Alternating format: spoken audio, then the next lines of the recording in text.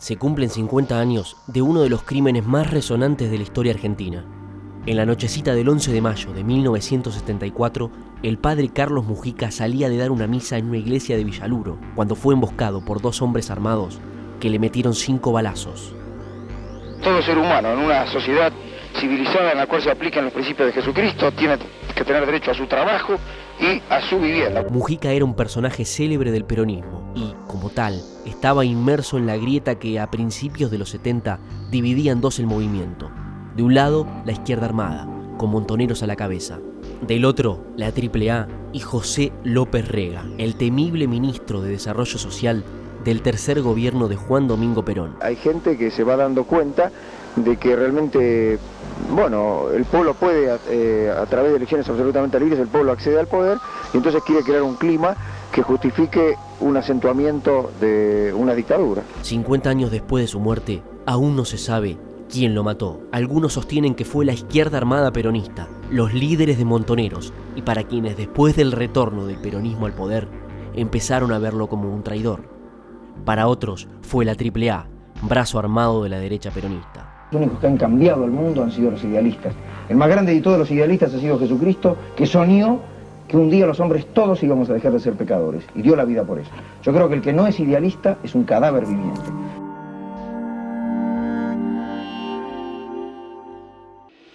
De familia conservadora y antiperonista a cura villero, un referente de los pobres con pinta de modelo que salía en televisión y firmaba notas de opinión en las revistas más influyentes de su tiempo. La figura del padre Mujica condensó como ninguna otra una década en la que la violencia política era moneda corriente. Al ser una persona que parecía un galán de cine, con toda su historia de un chico bien proveniente de un hogar de la élite porteña, que elige ser peronista y dedicarse a los pobres, todo eso le da un aire romántico que termina en una muerte cinematográfica.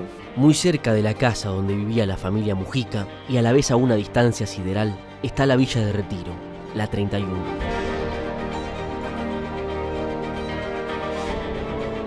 La 31 fue el lugar que cambió la vida de Carlos Mujica Echagüe. Allí encontró el modo de llevar a cabo su rol de sacerdote y también desarrolló una vocación política orientada hacia los pobres. El padre Carlos Mujica era un tipo convencido. Para él, la iglesia debía tener un rol activo en la vida política del país. Pero en ese momento, a tono con lo que pasaba fuera del país, había un fuerte deseo de cambio y una impugnación muy fuerte también de la sociedad consumista, capitalista, tradicionalista y en el caso de nuestros curas progresistas, pecadora. Y ya no había esperanzas en la democracia, por lo menos en la democracia liberal, había que hacer la revolución. A finales de los 60, Mujica conoció en un grupo misionero a Fernando Abal Medina, Mario Eduardo Firmenich y Carlos Gustavo Ramos, quienes años después serían miembros de los fundadores de Montoneros. Cuando Mujica descubre el mundo de los pobres y el peronismo, también entre sus múltiples actividades, él tenía una que era ser asesor espiritual de la Acción Católica. Y ahí conoce muchos jóvenes y al igual que otros curas progresistas y jóvenes, lleva a muchos de ellos a conocer el mundo de los pobres, a las villas, a Retiro y a otras villas miserias de la ciudad y el Gran Buenos Aires, y también en los campamentos o retiros espirituales en las zonas más empobrecidas del país, como el norte santafesino. En uno de ellos lleva a Firmenich, a Mario Firmenich, que era estudiante del Colegio Nacional, y a otros que después serán prominentes montoneros como Mario Firmenich y Carlos Ramos, que también es uno de los primeros líderes montoneros que muere prontamente, digamos. Ahí él les da mucho aire a estos jóvenes porque tiene un gran escepticismo respecto de la sociedad, lo cual, visto desde hoy, es muy difícil de comprender porque era una sociedad muy integrada, con una clase media formidable, muy pocos pobres, muy pocos desempleados. Y es ahí donde él está muy cerca de las guerrillas. La relación entre Mujica y Montoneros se fue gastando con el tiempo y los cambios en el panorama político. Con el retorno del peronismo al gobierno y el fin de una proscripción que había durado casi 2 décadas, el sacerdote empezó a cuestionar a la conducción del grupo. Ese vínculo terminó de romperse definitivamente el 25 de septiembre de 1973.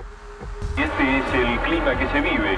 En este lugar, producto de un atentado, murió el dirigente José Ignacio Rucci. El asesinato de José Ignacio Rucci, secretario general de la CGT y hombre de confianza de Perón, llevó a Mujica a calificar de antipueblo el accionar de Montoneros. El cura fue uno de los impulsores de la creación de la Juventud Peronista Lealtad, que representó una disidencia en la tendencia revolucionaria. Para él, era el momento de bajar las armas y consolidar la democracia. Montoneros y sus aliados se encargaban de responderle a través de editoriales en las revistas alineadas a la izquierda guerrillera. El 1 de mayo de 1974, Perón rompió con Montoneros en el famoso acto por el Día del Trabajador.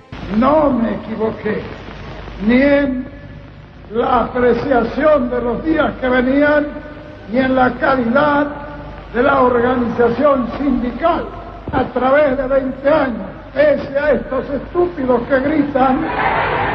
Mujica había quedado del lado del presidente, en la vereda contraria de esos jóvenes de los que había sido una suerte de guía espiritual y que ahora lo consideraban algo así como un traidor. En el ala derecha del peronismo, López Rega era la voz de mando. El ministro de Bienestar Social aprovechaba la debilidad de Perón, quien transitaba sus últimos meses de vida, para concentrar poder en el gobierno. Mujica tampoco tenía una buena relación con él. En agosto del 73, Mujica había renunciado a su cargo de asesor del Ministerio de Bienestar Social, que llevó a cabo ad honorem, por diferencias en la política de viviendas. Tras esa renuncia, López Rega le jugó sucio. En diálogo con la prensa, el brujo sembró la duda sobre los 34 millones de pesos que el gobierno había destinado para obras en la Villa 31. Mujica lo fue a buscar al ministerio y discutieron. Hay testigos que dicen que López Rega lo amenazó de muerte. Eso fue a finales de agosto del 73. Esa enemistad sigue, porque después en diciembre del 73, el órgano más afín, digamos, a López Rega, que era una revista que se llamaba El Caudillo, le dedica también un editorial tremendo, Óigame Padre, al padre Mujica. Las dudas sobre su asesinato no son lo único que sobrevive en torno a la figura del padre Mujica. También está su legado.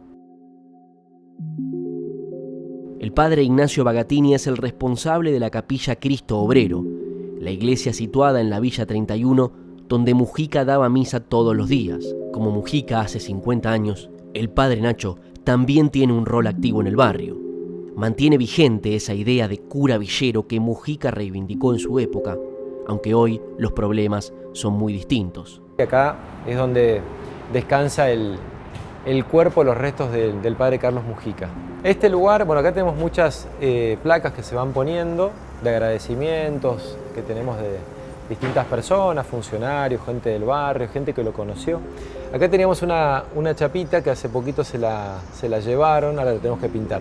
Se la llevaron porque que es una de las dificultades que tenemos, ¿no? Nosotros trabajamos mucho con chicos en situaciones de consumo, chicos y chicas, que vamos levantando de la calle, van a nuestro centro barrial de los Hogares de Cristo, acá hacen talleres deportivos, y viste que bueno, el consumo te lleva a que todo el tiempo estás buscando un cable para sacarle el cobre, una chapita, un bronce, esta lo tenemos que agarrarla bien fuerte porque es la única que nos queda de bronce, un bronce, porque todo eso es llevarlo para venderlo, y después con eso comprar la pasta base, que es lo que más se vende en el barrio, ¿no? Pero esto tuvo que ver con eso. Hoy, el padre Nacho da misa en la capilla Cristo Obrero. Sí, justamente hoy una de las dificultades más grandes que tenemos es el avance del narcotráfico, y ante ese avance también la iglesia tiene que responder, porque nos damos cuenta que no somos los mejores, porque no pretendemos serlo, pero también creemos que podemos dar una respuesta.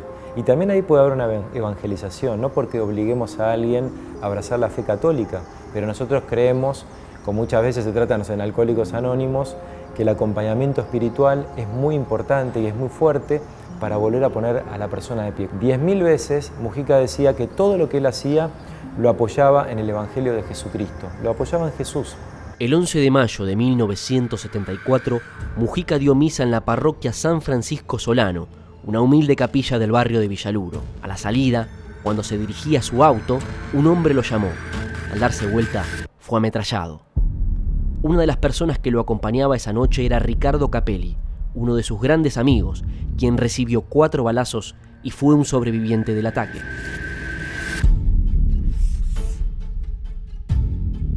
Muchos años después del crimen, Capelli dijo que el hombre que asesinó Mujica fue Rodolfo Almirón, uno de los jefes de la AAA, la organización parapolicial, que en el momento del asesinato no era reconocida con ese nombre. Capelli dijo que había permanecido callado durante tanto tiempo porque temía por su vida. La causa estuvo muerta durante muchos años. Pero va a resucitar con el kirchnerismo, fuertemente, con el juez Norberto Ollarvide, que demora unos años, pero logra editar algunos testimonios, otros los relativiza, logra que un testigo 37 años después diga todo lo que dije antes no es verdad. En realidad lo mató el subcomisario Almirón, que era uno de los custodios de López Rega, pero también de Perón. Fue la AAA. En 2012, basado en gran parte en el testimonio de Capelli, el ex juez Norberto Ollarvide estableció que Mujica había sido asesinado por la AAA. Para muchos, esa movida judicial fue un intento de un sector de la política por limpiar la imagen de la militancia de los 70. Es interesante lo que hace el juez Ollarvide, porque la presidencia era del general Perón, pero él toma el asesinato de Mujica dentro de otros asesinatos atribuidos a la AAA y atribuye la culpabilidad última a Isabel Perón. Y trata de extraditarla de España. España lo niega, dice que es un mamarracho. Ollarvide dice, no, el general Perón no tuvo nada que ver con el asesinato de Mujica. Isabelita sí. ¿Quién lo mató? Creo que hay dos hipótesis. O Montoneros, la izquierda armada del peronismo, o la AAA, la derecha armada del peronismo. En el libro yo cotejo estas dos hipótesis. No me parece que haya pruebas firmes para decir fue uno u otro. A 50 años de su muerte, no está claro quién ordenó la muerte de Mujica. Sus formas y sus principios sobreviven en los cientos de curas villeros que trabajan a lo largo y ancho del país. Hoy, la Villa 31 lleva su nombre, Barrio Padre Carlos Mujica.